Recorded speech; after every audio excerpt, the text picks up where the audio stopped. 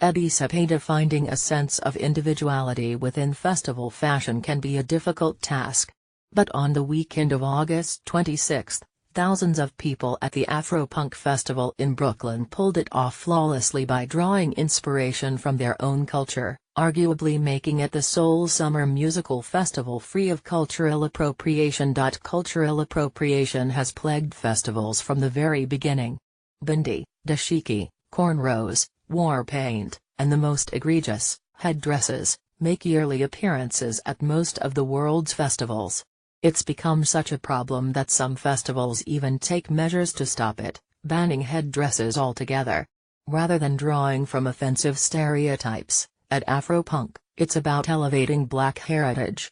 It's great to be able to come here and see all this melanin electricity, festival attendee Melissa Sellers tells Bustle. I can come here and create my own fashion. Which is exactly what many of the at the festival did. For many, preparations for the weekend included a meticulous execution of their DIY looks, which were often planned weeks in advance. Everything I have on is thrifted, Danica Parker tells Bustle. Conscious consumption is key for many at the festival, but so is the need to be distinctive. It's a way to help the environment, but also a way not to look like everyone else, she explains while flaunting her thrifted fit. Eddie Cepeda at Afropunk, fashion is political. The looks are created by people of color for people of color. Not only is it empowering Black youth to bask in the glow of their own identity, it's beginning to inspire, and often overshadow, runways around the world. This is fashion with a purpose, meant to further shatter the long-standing notion that Black identity is not mainstream. It's also a place to premiere politically charged statements such as Women's March founder Linda Sarsour's Freedom Fighters shirt line, which debuted at the Mad Free pop-up this weekend. Eddie Cepeda Afropunk began as a documentary highlighting Black musicians who were etching out a place in the predominantly white space of punk rock. On the strength of the documentary, a message board developed where people of color who felt left out of punk gathered to build a community.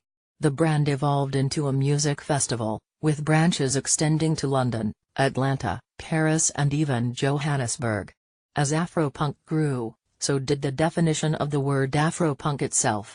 Festival goer Debbie Desire tells Bustle, it's a celebration of Black culture. Here, we aren't in a mold of what Black is supposed to look like. Eddie Cepeda.